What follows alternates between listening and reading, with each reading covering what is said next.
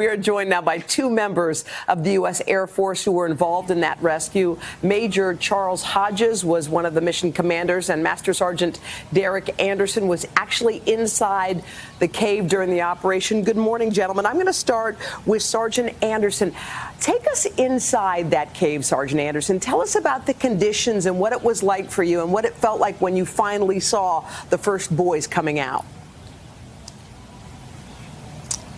I mean, I think initially we had thought that the cave wasn't going to be as complex or as long, and actually getting in there and seeing some of the obstacles, some of the real tight points, and then you add on top of that the really cold waters with zero visibility, I think really quickly we realized that it was going to be a much more complex mission than we had initially thought.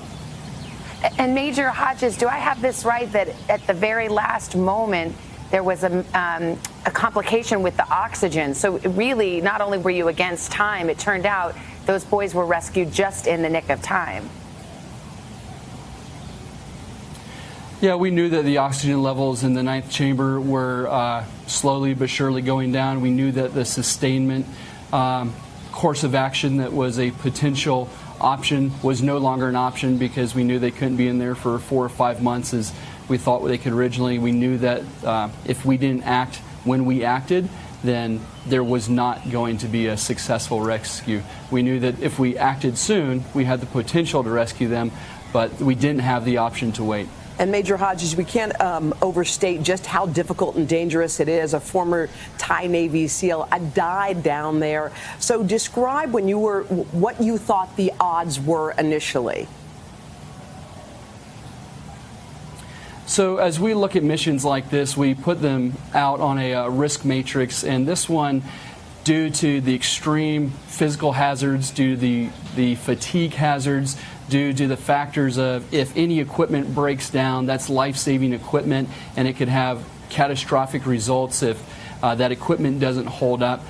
When you look at that on a risk matrix, it comes out as being extremely high risk level. And when you look at historically anyone ever doing this, there's no precedent that's been set.